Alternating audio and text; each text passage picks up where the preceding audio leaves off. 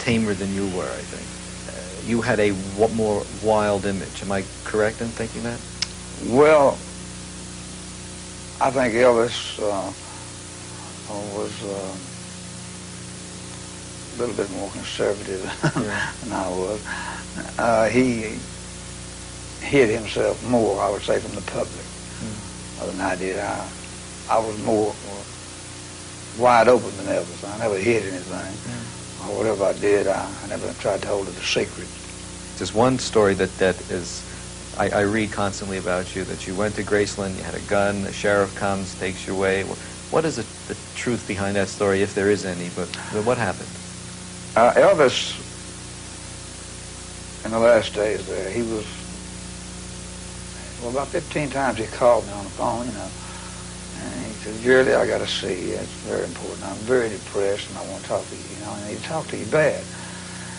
And I just couldn't visualize Elvis Presley being down and out, depressed about anything. You know, I shunned him off, and I didn't go, you know. And one night he called me down at the Vapors Club there in Memphis, about a mile or so from his home. And it was about 2 o'clock in the morning, and to admit the truth about it, I was drinking a lot of champagne that night. I don't drink champagne that much. And it made me a little wild, you know. A little bit. And so, yeah, really. And so, to say the least. So I went out and got my Lincoln car, you know. And I said, "Well, I'm going to come down and see you, so I'll be there in a minute, you know." So I walked outside, and Mr. Forbes, Charlie Forbes, who owned the Vapors, he said, "Jerry, just a minute, I have a present for you." And he gave me this .38 Dillinger pistol. It was brand new. Had never been fired. I still have it. Never has been fired.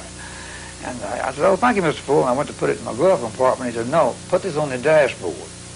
If you conceal it in your glove compartment, the law will run you down, it's against the law. But if you put it on your dashboard, not conceal it, it's not against the law. Take it home." I said, "Okay, well, I forgot I was going by Elvis's house." So you drove by with the gun out. So I drove by there, and the gun was there on the dashboard. And when I turned into Elvis's house, the front end of that Lincoln looked like it was a mile long to me. And I misjudged it, and I run into his gate. And he had hired a new guard. Travis wasn't on the gate. His uncle. He had a new guard on the gate. So he come running out there, and I hit the gate, and it was shaking all over like he was doing a show on there, you know. And it was kind of funny to me, I don't know. And he said, "Well, what do you want?" I said, "Well, Elvis called me and want to see me." He said, "Yeah, who are you?" I said, "Well, just tell him Jerry Lee's here, you know." And he saw that gun on the dashboard of the car. And he ran back and he called the law. And so I'm sitting there, you know, and a minute later, the law, about 5 or 6 squad cars surrounded my car, you know. I'm sitting there looking, and I was really loaded. And I went to put the seat back on the car, and instead of putting the seat back, I was putting the window down. I didn't know it. I threw this champagne bottle out the window, and I thought it was down and knocked the whole window clean out. So they knew I was loaded.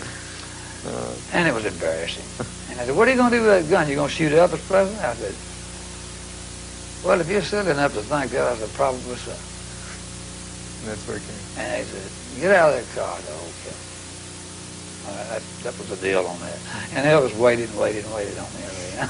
Was there ever any competition between the two of you? Did you ever feel that I mean, you're both, you know, the leaders of a movement, almost a revolution. We considered ourselves both kings of rock and roll, so to speak. I mean, in our own way. He considered himself the #1 artist. I did too. And the honest thing, I'd done what I wanted to do. Elvis, he wanted to do the things I did, but he was scared too, and he tried to do it and hide it. And so I said, "Elvis, you know, you ought to be your own man, do what you want to do. Don't let these people tell you what to do." Well, Elvis Presley was a fine person, and I miss him very much, and he was one of my dear friends, somebody I could depend on, you know? When you talk about, as you saw yourself as, you both saw yourself as kings, a question I was wanting to ask you is, when the history of rock and roll is written, where will your place be? Well, I was the first artist inducted into the Rock and Roll Hall of Fame.